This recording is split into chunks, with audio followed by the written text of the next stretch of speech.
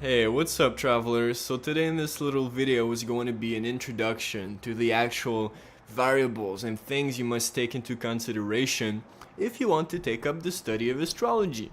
Now, you can go to this website here, Cafe Astrology Birth Chart, if you actually want a computer generated report to kind of like get a feel as to what astrology is about. But the real study of it and the real magic of it happens when you actually know astrology for yourself, or when you got like a human consciousness, a living being actually reading your chart for you. Like, this is going to go way deeper than what an actual program can do. But if you actually want to just have a feel for it, go on that, enter your birth information and stuff, and you're gonna get a birth chart generated for you. The reason you need like your birth information and the time of birth and the location is because astrology is the study of the map of the sky in relation to like different things. So it's kind of like the belief that you could know yourself by knowing the universe, that you could know the universe by knowing yourself. So through study of the geometrical patterns that the planets form in the sky and their placements in the sky according to our placements, it is believed, or it is said, that you could actually burst kind of through the veil of reality and see how the pattern is reflected as much in the sky as it is in you. I hope that kind of makes sense. Sometimes I just go on tangents. I'm like, whatever. But anyway, if you actually want to study astrology yourself, the birth chart generator or calculator that I would recommend to you, my friend, is this one, astro.com. Now you go in there, and it's kind of like the one people are going to expect you to use if you're posting like your chart on like astrology groups on Facebook and stuff. People are kind of going to want that because it's one of the most precise. It shows the degrees of the planets and their exact placement, and it's pretty clear, and they're a trusted authority in chart making and the calculator they have. So you want to go to astro.com, to free horoscopes, and then all the way down to extended chart selection. It's going to bring you to this page. Now you could create yourself like a profile. It's free, and you could actually like register up to I think 200 charts. Yeah, I want to say 100, but I think it's 200 charts. So as you're studying, you could save up your charts, go back to them later as like you're progressing with your knowledge and stuff. But for the sake of this video, we're just gonna go with guest user. So it's gonna bring you to this page. Now I already entered some information not to waste time. If you don't have the time of birth, a lot of the chart is actually based upon like where the horizon was, and this kind of like changes how all the houses will be in your chart. Plus the moon kind of moves quickly, so if you don't have the precise time of birth, this information will not really be as precise as it could be, but it still works to some extent. You're just going to be missing some variables. So enter your information, continue. They want me to prove. Okay, yes, there. And then you're going to be brought here. Click here to show the chart, and you're actually going to see your chart just there. So you're looking at this, right? You might be like, oh my god, there's so much stuff, like where do I need to start? Well, let me just explain to you like the actual layout of things so that it can make more sense to you. Now the most important, everything is equally as important, but you gotta know that all those colored symbols on the outer circle like that, these are actually the symbols of the zodiac sign. So this is Aries, Taurus, Gemini, Cancer, Leo, Virgo, Libra, Scorpio, Sagittarius, Capricorn, Aquarius, and this is So you could say, let's say that, oh, this person here he has something in the sign of Pisces. This is an actual symbol for the planet. So all of these little symbols here, they're actual material. Well, not necessarily material actually. Some are actually calculated points, but I won't get into too many details. But these are actually your placements. If someone is saying my sun is in Aries because I'm born blah blah blah blah, this is the glyph of the sun. You see here, this is the sun, and it's within the sign of Aries here.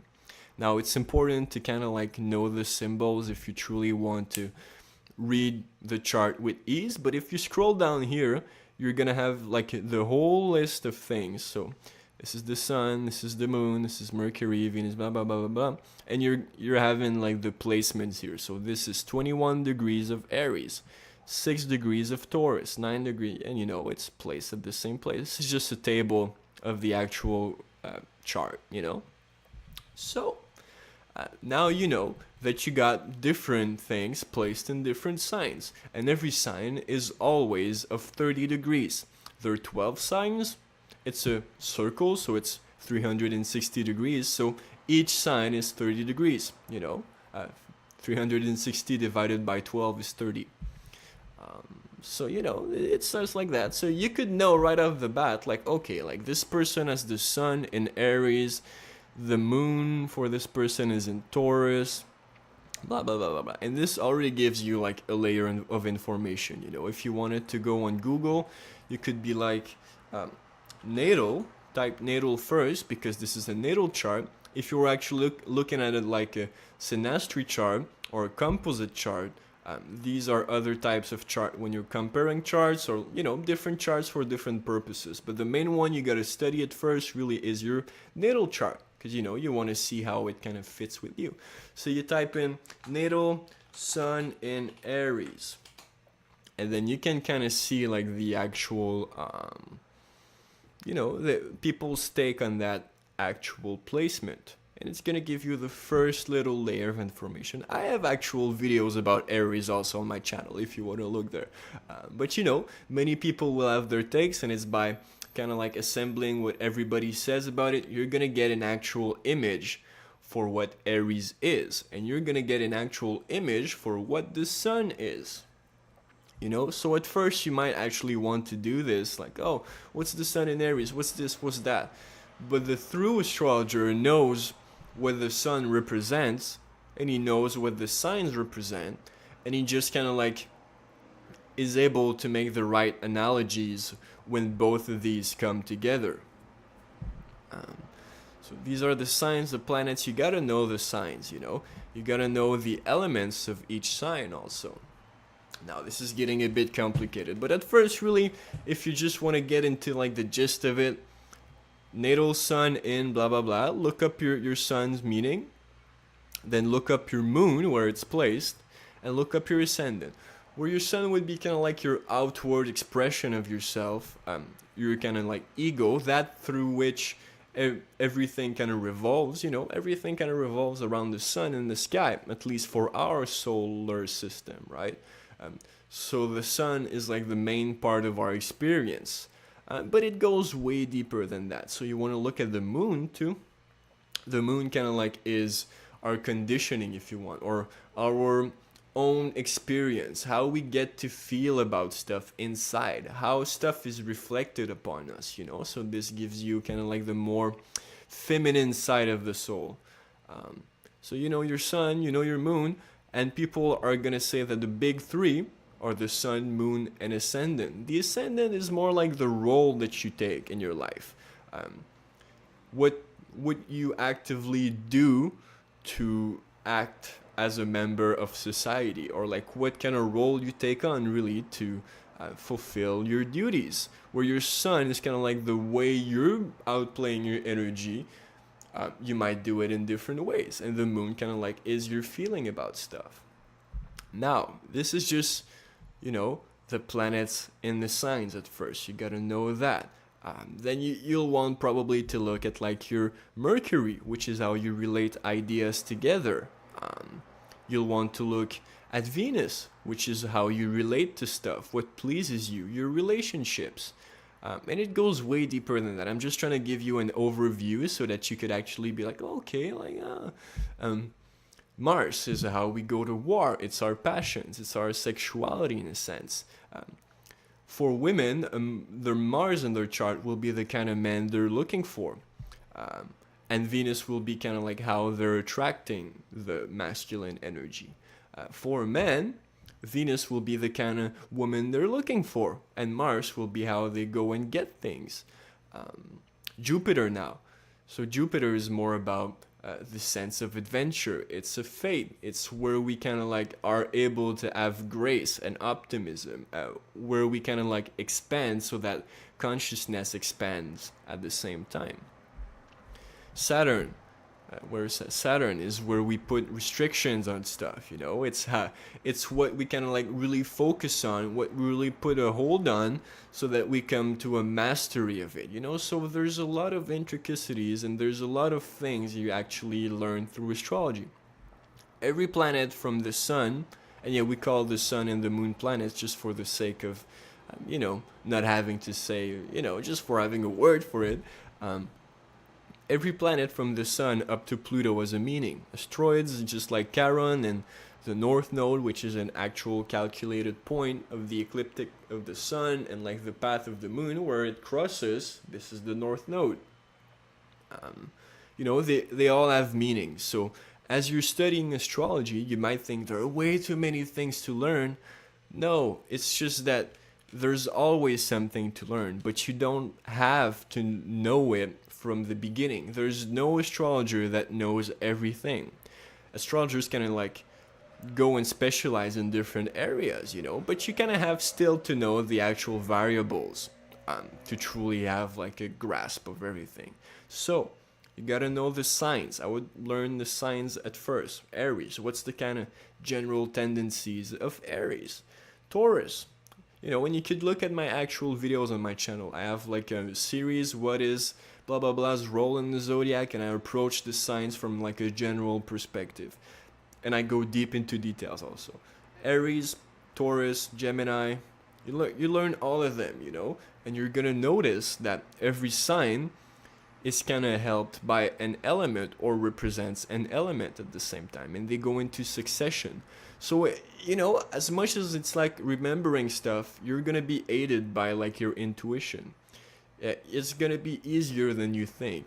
At one point it's like, oh well, how does fire interact with water? You just have to know your basic actual alchemy or chemistry to know that. Water could extinguish the fire could make the water evaporate, more volatile. So this is the same thing in the psyche. It's the same thing in the study of astrology. Now if you're studying with the signs, Aries is fire. Then you got earth, air, water. Fire in Leo, earth in Virgo, air in Libra, water in Scorpio. Fire in Sag, earth in Cap, air in Aquarius, the water bear. So it's controlling the water but through the air, through the mental. And then you got water, Pisces, So there's this succession of elements, and there's this certain geometry that's interesting to astrology. And there are three modalities. So there's cardinal, fixed, and mutable. Cardinal signs are the ones that initiate, and they initiate the season. So Aries is the actual beginning of spring, Cancer the beginning of summer, and they're the solstice and equinoxes. So spring for Aries, summer for Cancer, fall for Libra, and winter for Capricorn. And as much as you gotta know the actual like meaning or energies of the signs, you could be helped by what seasons they represent, what element they represent. Aries is more explosive, it's the boom of energies. It's spring. It's when the seeds first go out of the earth and life just comes into life. It's spring. Anyway, and Cancer is the initiation of summer. It's maintaining the energy. It's choosing to. Libra is the fall, so they kind of like balance things out. They start to, everything slowly starts to die. And winter is represented by Capricorn, so they're more cold in their approach at times. They're more restricted, more reserved. They're all parts of the cycle. So as much as it's like learning psychology and the human archetypes, it also teaches you about nature and the relation nature has to us and everything, really. So, you gotta learn the signs, you gotta learn the planets, what they represent, and the houses. The houses are the actual pie pieces, you know, in there. So first, second, third, fourth, fifth, sixth. And there are different house systems, but the one most used today is the Placidus one. It's the one you're gonna have by default if you're using Cafe Astrology or Astro.com. Some people might prefer like older systems or whatever systems, but you should probably start with this one because this is the one that most people go with, and it works, you know. So the houses. So really, what's different between a sign, a planet, and a house? The actual sign would be an energy. The planet would be a part of the psyche or part of the self. So when it's in a sign, it plays in a certain way with a certain energy. It sees a certain spectrum of the experience. And the house, why are there so many flies? Get out of here. And the actual house is in which area this energy and part of the psyche will play. So you could say that like Jupiter here is in Capricorn, and it's in the first house. So Jupiter, as we said, is expansion of the consciousness. Capricorn deals more with putting its restrictions in a sense, but it's also showing the structures of things. So you could say that Jupiter in Capricorn is all about expanding on the structures of things. In the first house, it deals with the personalities, the first spark of light, you know. So we could actually link this to the, like this is almost like the chart of this reading, you know. I just input anything, but this is like the chart of, not this reading, but this is the chart of this video in a sense. So, you know, as much as like, it's about expanding the consciousness. It plays out in the sign of structure and boundaries, and like this is the steps you must take. And it's playing out in the first house, so the first spark of life. You know, so this is one way you could read it, and everything has a certain meaning. So you could go into really deep details, right? Now you might be wondering, and I was wondering this at first, like what are all those lines here? They speak of the actual relationships between the placements, between the planets. Some are said to be benefic, some are said to be harsher, but really everything is there for kind of like our growth.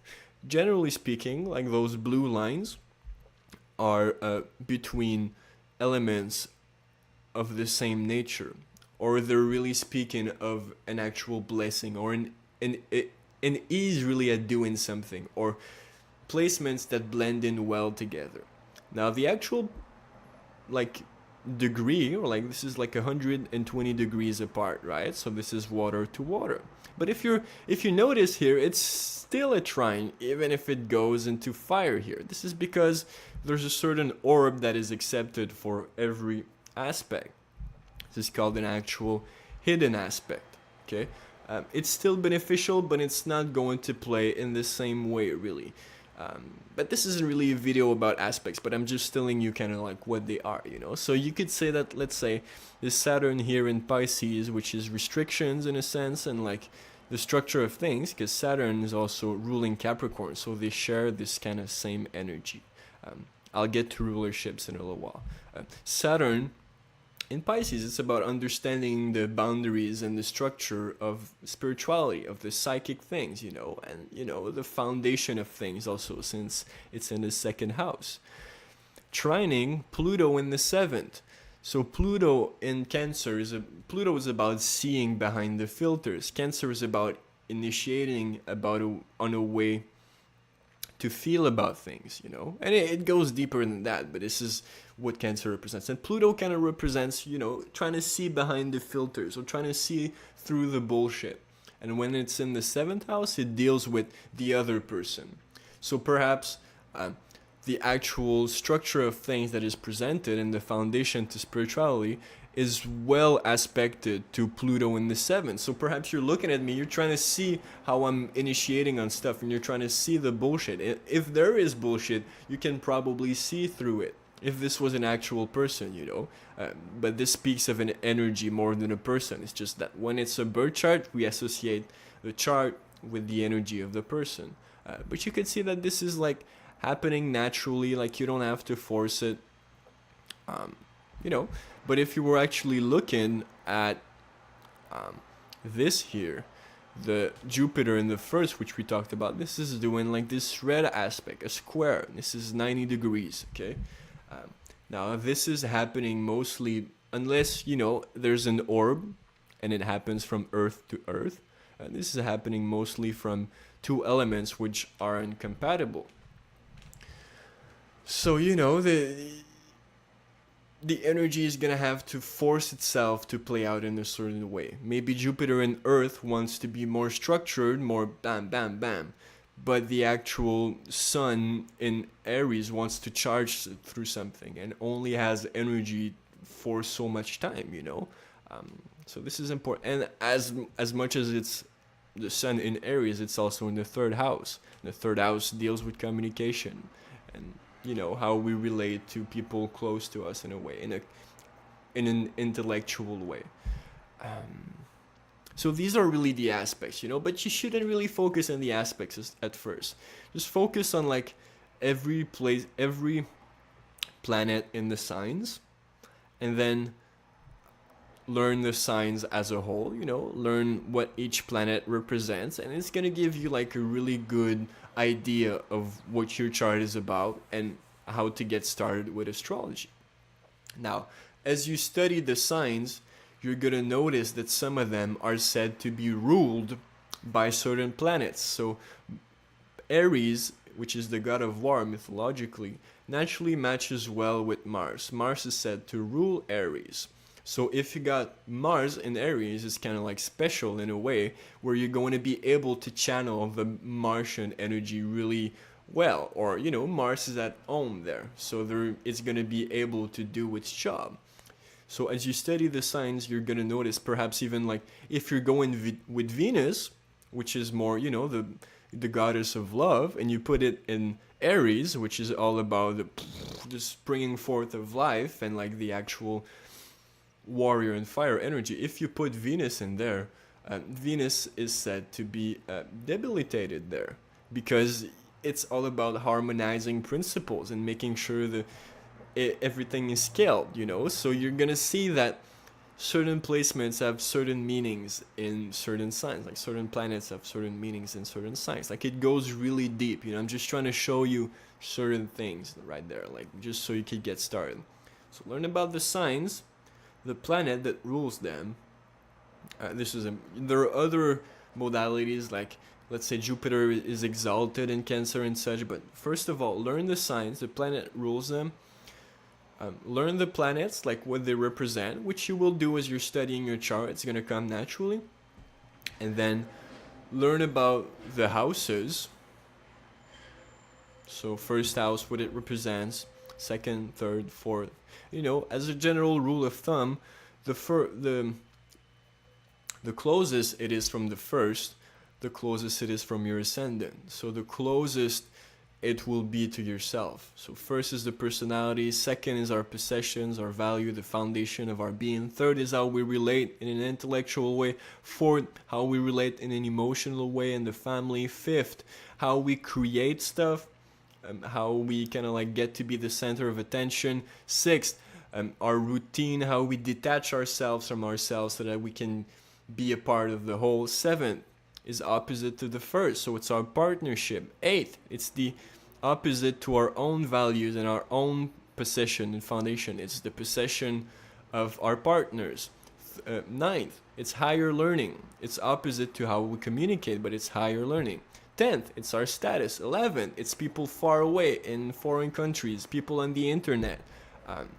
12th, it's the subconscious. It's the last step before the ascendant. It's things hidden from us and hidden from other people. So every house is kind of reminiscing of the sign in order. So the first sign is Aries, second Taurus, third Gemini, and it goes like that. So first house is kind of like the same energy as Aries, second resembles Taurus, third resembles Gemini. Okay? So the signs, the planets, the houses in which they are. So this is going to give you the planets being different parts of yourself or the psyche. You're gonna know what kind of energy they use to play out, and you're gonna know in what area they play because of which house they're situated in. And then you learn about the aspects. how is my vivid communication linked to the self and the ego playing out with, you know, whatever, how it's playing out with this or that, you know. So you could go and actually look into that yourself. Then you're gonna notice, let's say that someone has their Mars on at the same degree as your sun, so their warrior energy is going to be at the same kind of like wavelength and frequency as your sun, as your ego, as the center of your experience. So you might feel attacked by them, and you're going to notice, you know, how the synastry or how different charts match up together. Perhaps someone is going to have like their Venus on your Jupiter, so you're going to feel like they embellish how you expand the mind. You're going to want to expand on their love. You're going to feel a certain sense of gratification from like learning from that person or from teaching to that person. You know, different things like that. So once you know really the signs, the planets, you're going to know a lot. With the houses and then the aspects, like you're going to be well set to actually learn astrology for yourself. Am I forgetting anything? I mean, there are many things. Like you could look into the decans, the midpoint. This is for more advanced astrologers, I guess. The decans, the midpoints. Learn how sidereal astrology relates to the tropical system we're dealing with. So the tropical system, or like the Western system, is based upon the season, and the sidereal astrology is kind of adjusted to fit the ecliptic, and it's based mostly upon like the galaxies and like the mansions of the moon. So it's another thing, but a real astrologer will be able to kind of merge both together. You know, and this is really like a map of the sky, you know. So every planet moves at different rates. The sun, or 365 days to a year, so the sun moves at about a degree per day, right? 360 degrees in a year. Mercury kind of follows the sun because it's closest to it. So from our perspective, it looks like it's always close, you know. So it kind of moves at the same rate. Venus too, it takes about from 8 months to a year and 2 months to move. Mars is 2 years. Jupiter itself takes 12 years. Saturn is about 30 years, you know, and they all have their own rate. The moon is each month, it goes around the whole circle, you know.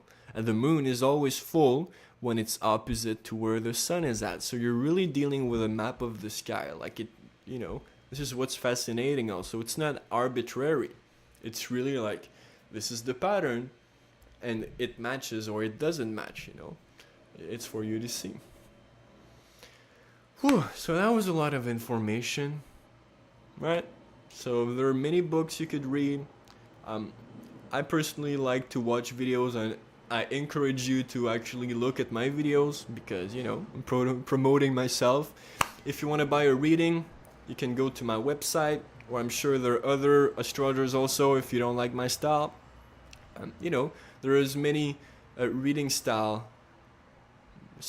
as they are readers. So this is what I had to say, really. I'm just dragging on right there, so have a good one.